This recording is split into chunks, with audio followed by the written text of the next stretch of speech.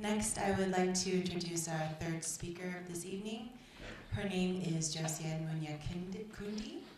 She is a native of Congo Kinshasa, and she studied university in Congo, graduated in 1999. A year later, she came to the United States as a refugee due to the civil war in the Congo. She studied nursing. She began her nursing career actually in San Diego, California, and currently resides here in Las Vegas. She is still a nurse and loves her job, serving the sick and the elderly, and she is also an assistant pastor at the Emmanuel Faith Chapel here in Las Vegas. Please welcome Josiane.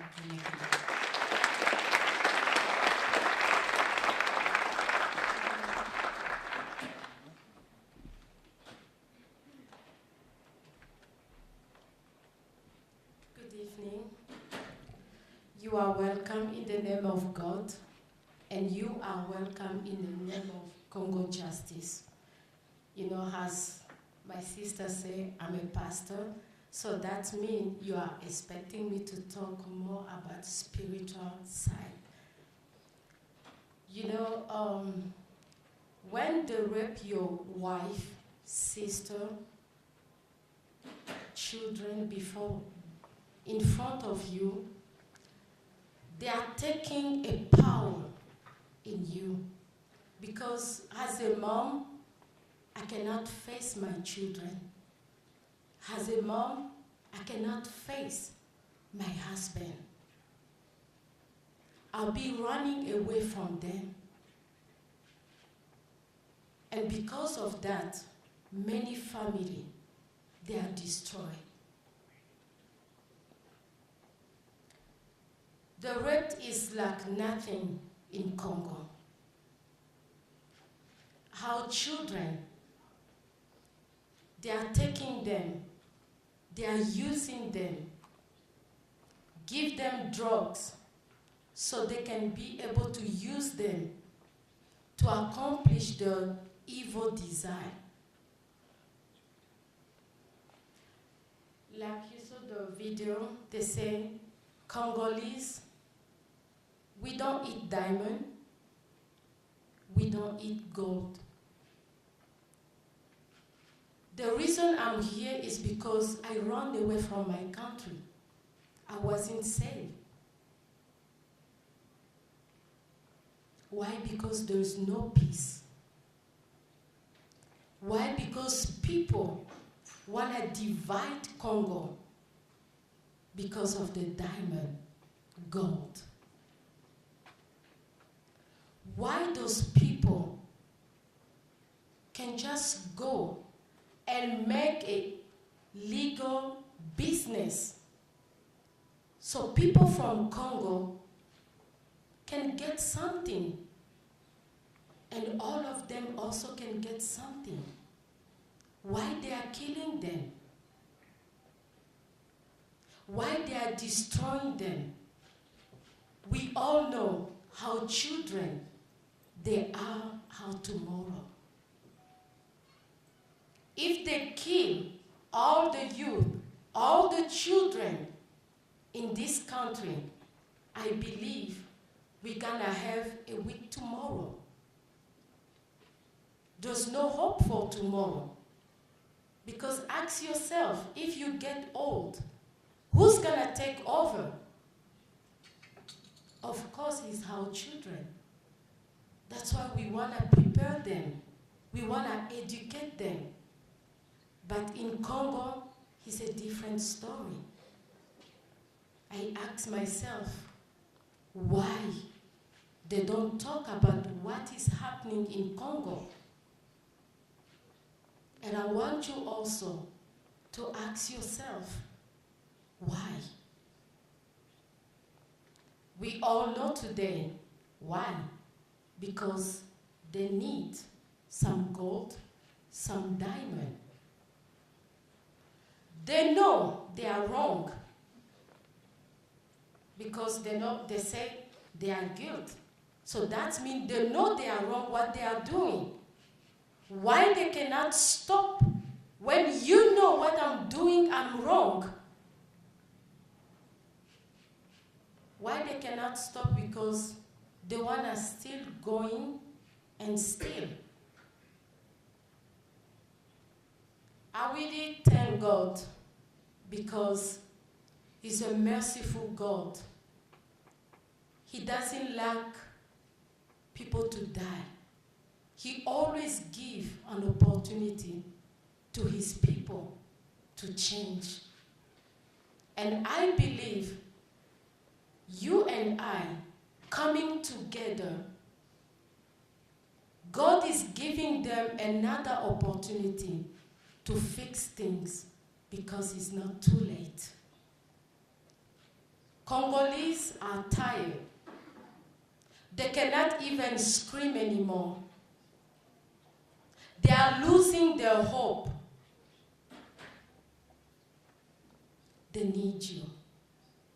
They need your voice. They need your help. We need you.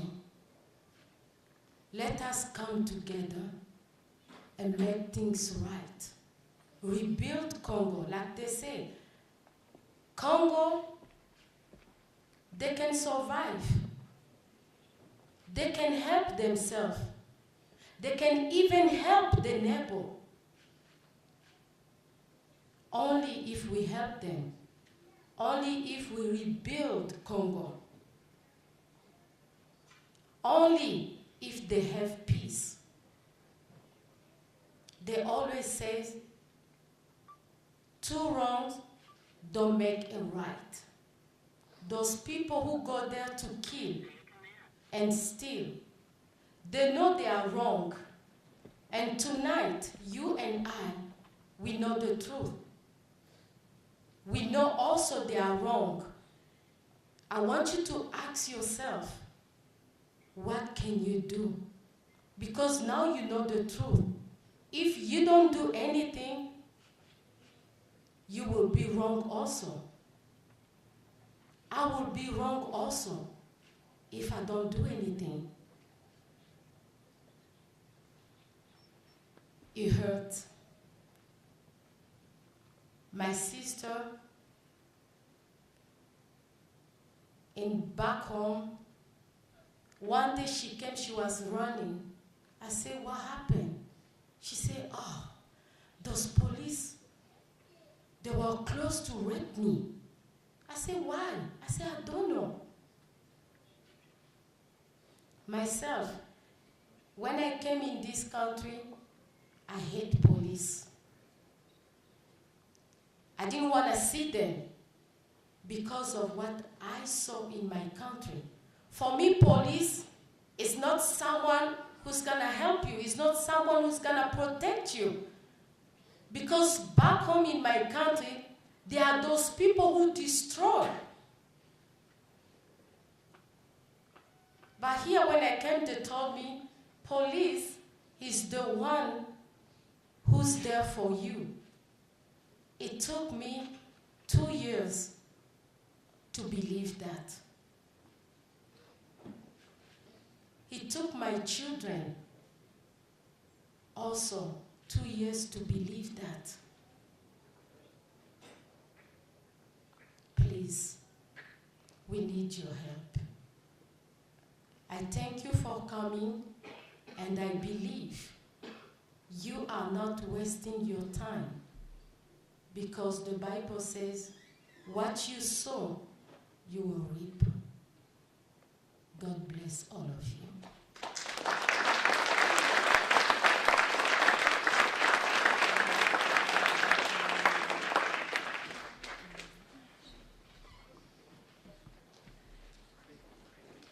Thank you, Josiane. Our final speaker of this evening is Esther Rodriguez-Brown.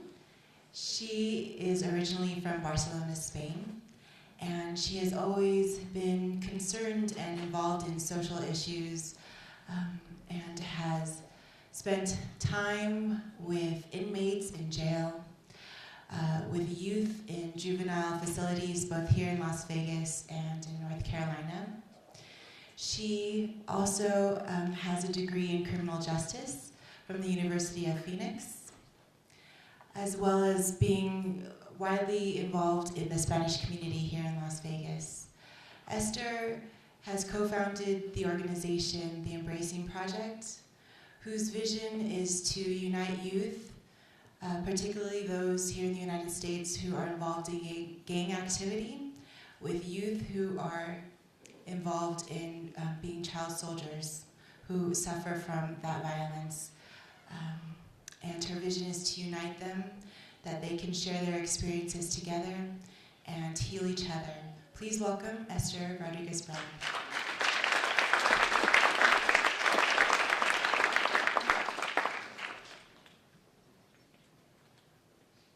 All right, thank you. How everybody's doing?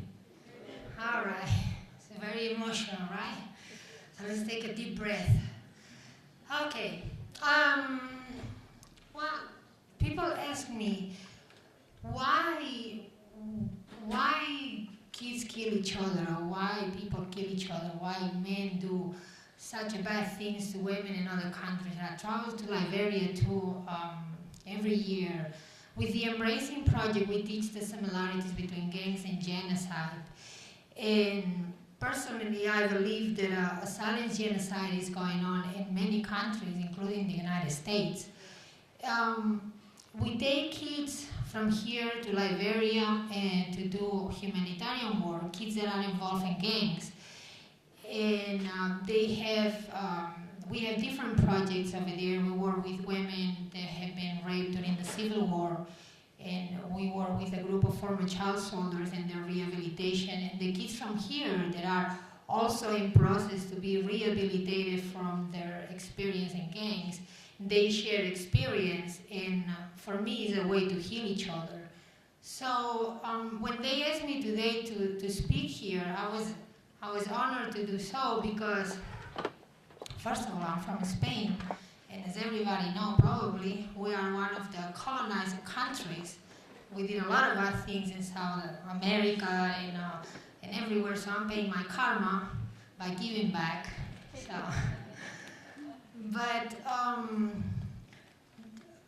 what I want to talk about, before I came, I was like, okay, my goodness, what am I going to talk about? I don't know. They probably expect people from the country to speak. It doesn't matter where you're from. I came from Spain to the United States of America it wasn't in my priority list. To do humanitarian work, basically, I found an NGO in Las Vegas. Can you believe that? Las Vegas? When I go back to my country, people tell me, are you crazy? In Las Vegas you have an NGO? Why you don't go to Somalia? I don't know, because this is what I am and this is what I'm helping people. It doesn't matter. You have to do what you can, whatever you are. And that's what we have to do. People always look for excuses. What I'm going to do, I cannot save everybody. Okay, what if you save only one? You're going to make a difference in that person, and that person can save somebody else, and now you save 2. And that person will save maybe 10, and then you save 12. How about that? It's not what we cannot do, it's what we can do. So when we talk about systematic rape and the consequences of that, it is devastating because rape is used as a weapon of war. When we go back to Liberia, people want to share stories with you, and stories that you can believe. Us as a humans, how can we do this to each other? I believe the race was created to divide us. It's only one race, and that is human race. All that about black race and Hispanic race and purple race and blue race and green race, that's a bunch of, I cannot curse here because we're not a university, I'm sorry, but that's a bunch of crap. It's only one race, it's the human race. When we use rape as a weapon of war, what rape does is it tear apart families. It creates shame in the women. We saw in the film, you cannot look to your children in the eyes, you cannot look to your husband. It gives you depression, it gives you post-traumatic stress disorder, it gives you headache, it gives you HIV, It gives you a lot of things, as you can imagine, right? I don't have to explain you all the consequences. But a part of that is think about the consequences of the human soul. When you have kids that they grew up, that they are born in violence, they grew up in violence and they will die in violence, they will never see peace. So that's all they know. So if you see your mother and your sister get raped randomly every time that a man comes to your house, that's what you're going to do as a man when you grow up, because that's what you see is being done to the women in your country. And we are perpetrating the cycle. When you as a woman, you cannot feel that you are safe in your home because at any moment somebody can come and rape you in front of your children, you submit yourself to that faith. And that's what you live with. That's the mentality of these women, because you know what? Why I'm going to fight? Ain't nobody listening to me anyway. So if I'm going to get raped 15 times, 20 times, 40 times, what's the difference? It doesn't matter. When they rape me one time, it doesn't matter 1 time or 20. They took that away from me. So what I want to tell you, if you take anything from here today, take the desire to do something and live a better world than the one that you find when you came. So it doesn't matter you're American, or you're Spanish, or you're African, do what you can where you are right now. If you're here and you think that this is an atrocity that should be stopped, do something. You have 2 options. One, you can go back home and watch TV with your family and eat a warm meal and go to your comfy bed and forget about this, and that will make you part of the problem. Or you can do something and call your representative, or you can create awareness by doing events like that, or you can talk to your neighbor, or you can go to Congo and fight if you want. I mean, like I'm the ones that I'm going to Congo. I'm going with Emmanuel next year. So, you know, so it's up to you. But please do something, even if it's talk about. Do something, because only us can do it. They are so tired, they cannot fight for themselves. So we have to fight for them and give back the peace that they deserve. Thank you so much for being here tonight.